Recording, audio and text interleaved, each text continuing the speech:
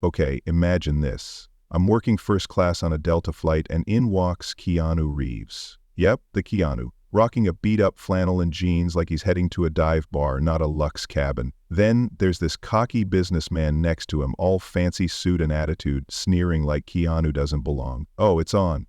What happens next? A showdown that hushes the whole plane, a bombshell that flips the script, and a curveball ending that even I, your chatty flight attendant, didn't see coming.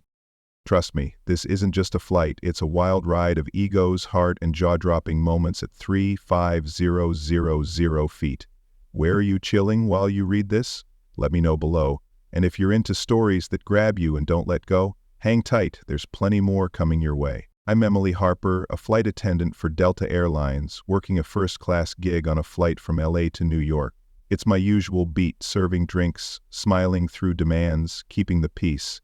The vibe up here is all polished and pricey, packed with folks who've got money to burn and names you'd probably recognize. I'm used to the drill, rich passengers, big egos, and the occasional celeb trying to lay low. But today's different. Today I've got a front row seat to something wild brewing at 3,500 feet, and it starts the second Keanu Reeves steps on board. Yeah, that Keanu Reeves. He shuffles into the cabin looking like he just rolled out of a thrift shop. Faded flannel shirt, old jeans with frayed hems, beat-up boots that's seen better days. He's got a worn-out backpack slung over one shoulder, and his scruffy beard makes him look more like a guy you'd spot at a roadside diner than a Hollywood A-lister. No flash, no fuss. He gives me a quick nod as he passes, his voice low and easy. Hey, thanks. I nod back, keeping it cool, but something about him sticks with me. He's chill in a way that doesn't quite fit this ritzy crowd. Then comes James Carter. This guy's the polar opposite, decked out in a sleek black suit that screams money, polished shoes you could see your reflection in, and a vibe that says he owns the room. I've seen his type before, big-shot businessman, probably some Wall Street hotshot or tech mogul, the kind who tips big but expects you to kiss the ring for it. He strides in like he's on a mission, but when his eyes land on Keanu settling into the seat next to his 1A and 1B side by side, his face twists like he just bit into a lemon. I catch it from my spot near the galley and my stomach tightens. Here we go. The plane's barely off the ground when James starts in. Hey, buddy, he says, leaning toward Keanu with a smirk that's all teeth and no warmth. Did Delta start handing out first-class tickets at the flea market or what? His voice is loud enough to carry and a couple heads turn. I'm over by the drink cart, pretending to rearrange bottles, but I'm all ears. Keanu doesn't bite. He just glances over, calm as ever, and shrugs. I guess I got lucky, he says, his tone so even it's almost disarming. James chuckles, but it's the kind that's got an edge, like he's testing the waters, seeing how far he can push. I'm watching this unfold and it's already getting under my skin. I've dealt with plenty of entitled jerks up here, but something about James's attitude rubs me raw. Maybe it's the way he's sizing Keanu up like he's trash that wandered into his VIP bubble. No offense, man, James goes on, crossing his legs and flicking an imaginary speck off his cuff, but you don't exactly scream first class. More like, I don't know, a guy who missed the bus. He laughs to himself, clearly expecting Keanu to squirm or snap back. But Keanu? He just unzips his backpack, pulls out a water bottle and pops the cap. I'm good with simple, he says, then takes a sip and turns toward the window like James isn't even worth the energy. That's when I feel it, the itch to step in. I'm not supposed to pick sides, my job's to keep things smooth, not stir the pot. But James's smug grin and Keanu's quiet vibe are pulling me in two directions. I can tell James isn't done. He leans closer, voice dropping but still sharp. Simple, huh? That's cute. Most people up here work their butts off to belong. What's your story? Win a raffle or something? It's a dig, pure and simple, and I catch a flicker of tension in the air. A lady a few rows back, some designer type with a scarf that probably cost my rent, glances over with a frown. Another guy, maybe a musician, judging by his earbuds and tattoos, shifts in his seat like he's annoyed. Keanu doesn't flinch. He sets the water bottle down and looks at James, steady and unbothered. Maybe I just like flying comfortable, he says, and there's a hint of something, humor maybe, in his eyes. James snorts, shaking his head. Comfortable. Right, well, enjoy it while it lasts, pal. He leans back, smug as ever, like he's won some imaginary point.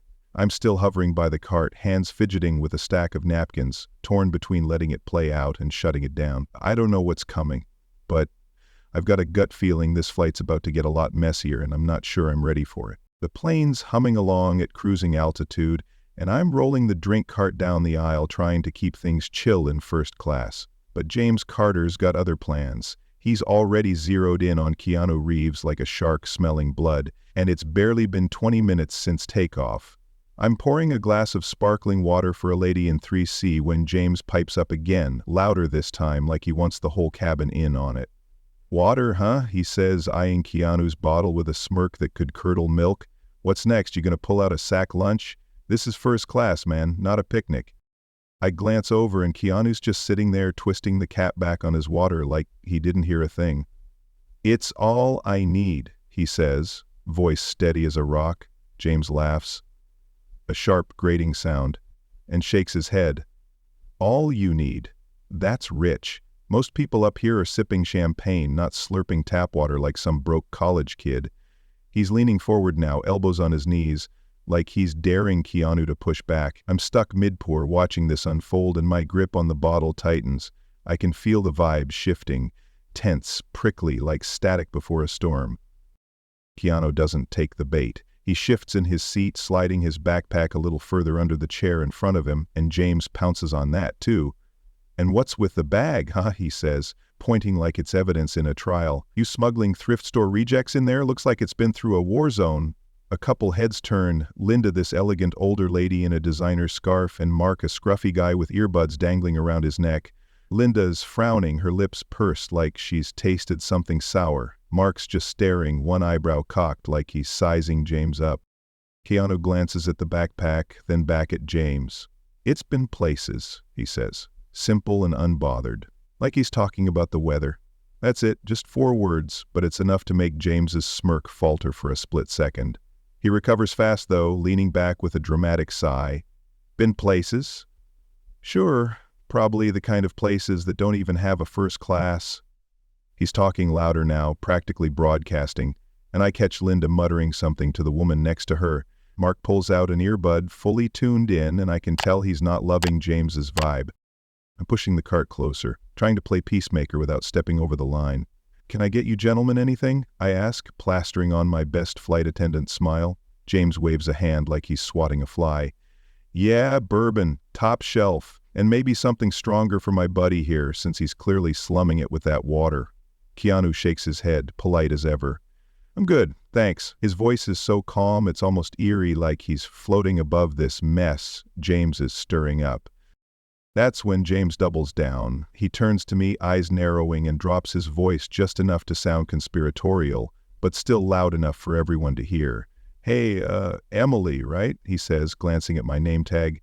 "You sure this guy's supposed to be up here? Maybe you ought to double-check his ticket. I mean, look at him." He jerks his thumb toward Keanu, who's just sitting there, hands resting on his knees, not even blinking. My stomach twists.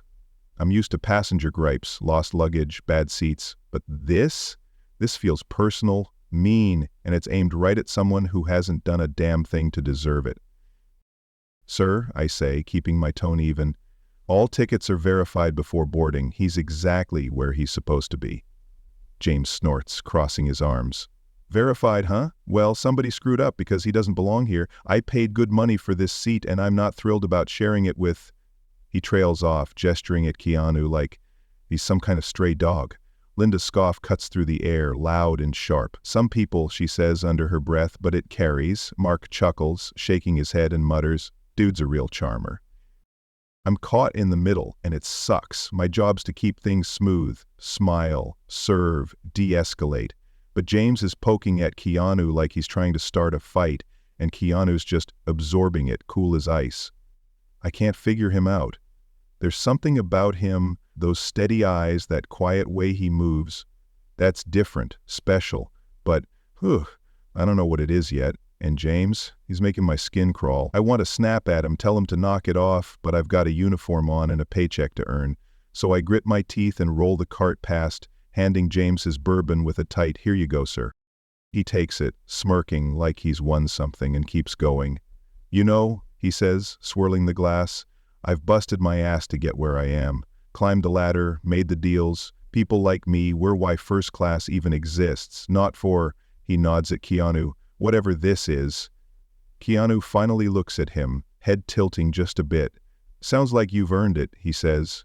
And there's no sarcasm, no edge, just that same, even tone. James blinks, thrown off for a second, then laughs. Yeah, I have. And you? What'd you do, stumble into a free upgrade? I'm back by the galley now, watching from a few feet away, and my chest's tight. Linda's glaring daggers at James, her manicured nails tapping her armrest. Mark's got both earbuds out, leaning forward like he's ready to jump in. A couple other passengers are stealing glances, whispering to each other, and the air's thick with this unspoken agreement that James is crossing a line. I pour another drink for someone else, hands shaky, and I'm stuck wondering how long I can let this go before it blows up. Keanu's not rattled, not even close. But James? He's like a kid poking a bear, and I've got this sinking feeling he's about to find out what happens when the bear pokes back. Part of me wants to step in, shut James down, tell him he's being a jerk, but the other part, the part that's been trained to nod and smile, keeps me rooted. I don't know who Keanu really is, not yet, but I can't shake this vibe he's giving off. It's not just confidence, it's something deeper, like he's seen worse than James and come out the other side. And me? I'm just trying to hold it together, caught between doing my job and doing what feels right. Whatever's coming, I know one thing, this isn't over. James is too wound up and Keanu's too steady. Something's got to give, and I'm not sure I'm ready for it when it does. We're halfway through the flight and the tension in first class is thick enough to choke on. I'm wiping down the galley counter, trying to stay busy, when James Carter decides he's done playing subtle. He shoots up from his seat, bourbon glass still in hand, and his voice booms across the cabin like a megaphone. "All right, that's it," he yells, pointing at Keanu Reeves like he's calling out a criminal. I'm sick of this guy acting like he belongs here. He's a damn fraud, and I want the cabin manager up here now. Heads snap around, Linda, Mark, the whole lot, and the air goes dead quiet, except for James's heavy breathing. I freeze, rag in hand, and my heart's pounding. "Sir," I say, stepping out from the galley, "please sit down. There's no need to escalate this."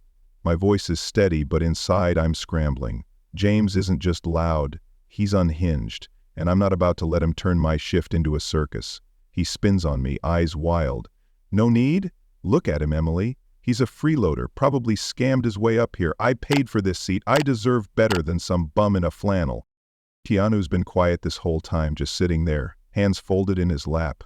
But now he looks up, straight at James, and there's a shift in his eyes. Calm, yeah, but with a steel edge I haven't seen before. He leans forward a little, voice low but clear as a bell. "Class isn't something you buy with money," he says. "It's how you treat people." The words hang there, simple but heavy, and for a second, James just stares, mouth half open like he's been slapped. Linda nods approvingly and Mark smirks, but James, he's not having it.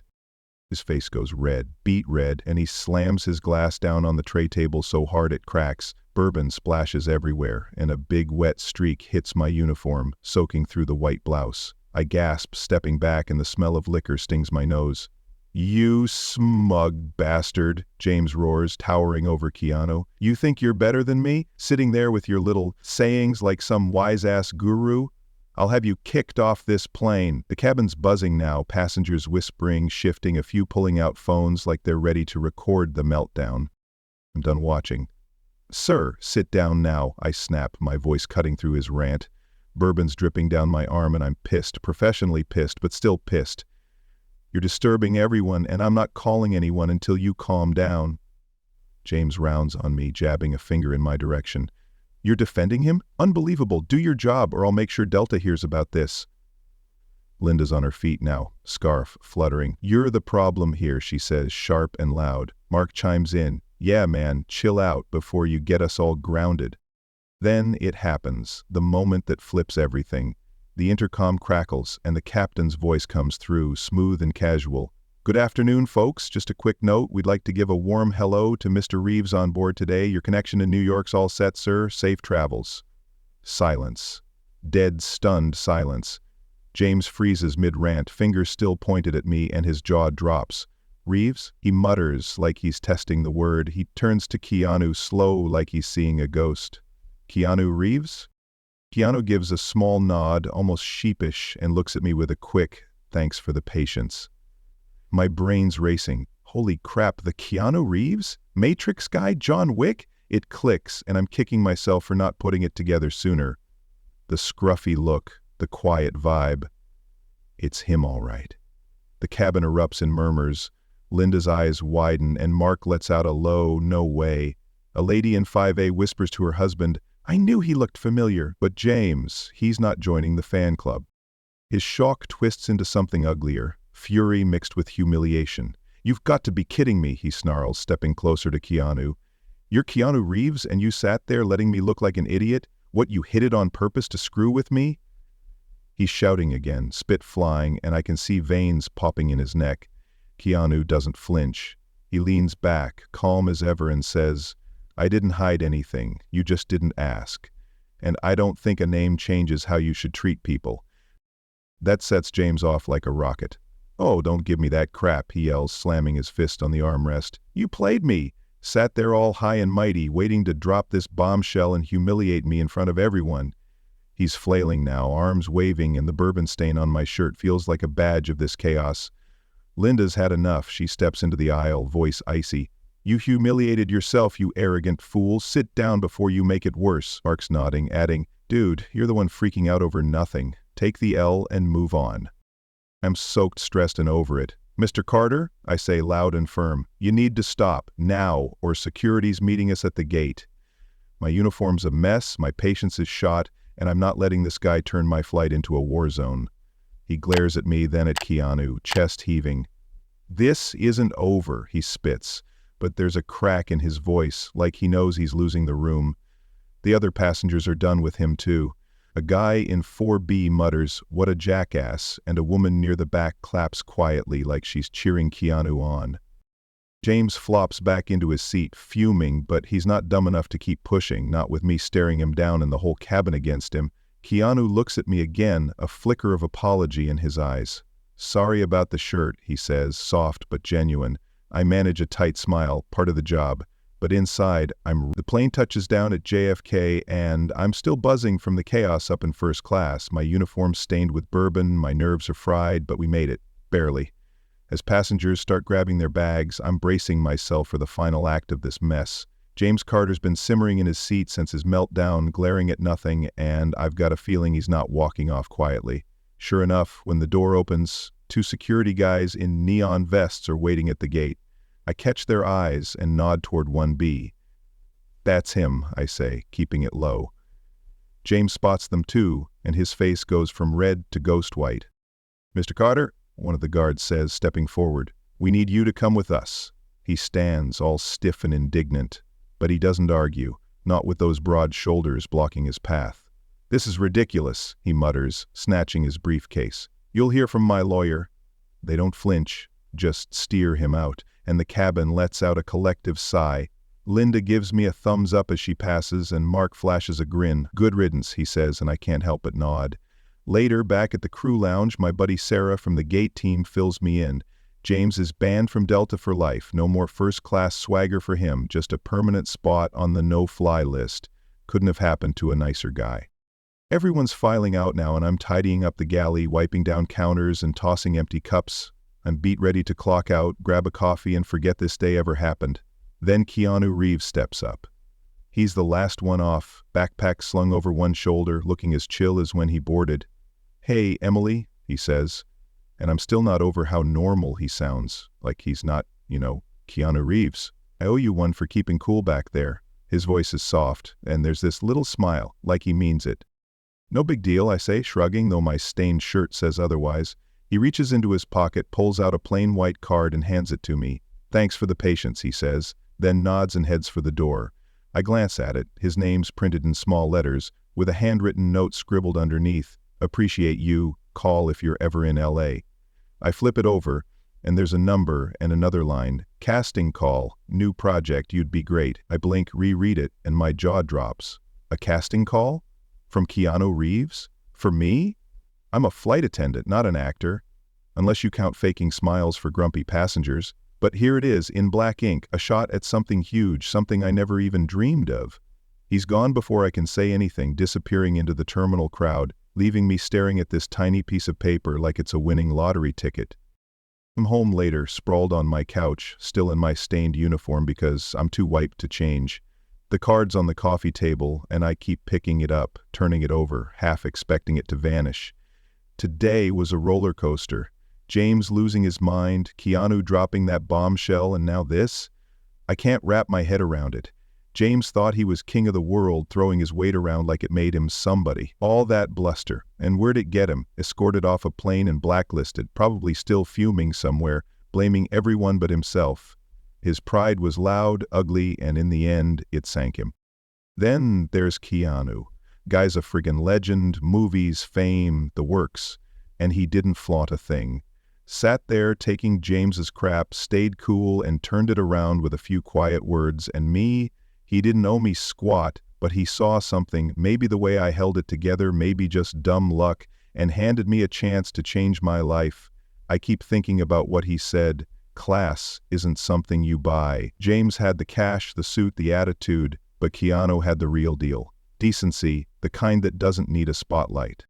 I lean back, staring at the ceiling. Maybe that's the trick. How you treat people, not what you've got. James built a throne out of arrogance and watched it crumble. Keanu didn't need one, he just was. And me? I'm nobody special. Just a girl slinging drinks at 3,5,000 feet. But today showed me something. The smallest moments can shift everything. I don't know if I'll call that number, if I've got the guts to step into his world, but holding this card, I feel it, a spark, a maybe. And that's more than I had yesterday. Looking back, this wild flight taught me something big. True worth isn't in your wallet or your title. It's in your actions. James chased status, belittling Keanu to feel tall, but it left him small and alone. Keanu, with all his fame, chose kindness over flash, lifting me up when he didn't have to. It's a gut check. Life's not about what you show off, but what you give. In our everyday grind, we've all got chances to tear down or build up. Pick the latter, it sticks longer. I'm still reeling from that card, proof that quiet good can spark something huge. Thanks for flying this story with me, it means a lot. What's your takeaway? Drop it below, and if you dug this ride, share it with a friend. Let's keep spreading the good stuff together.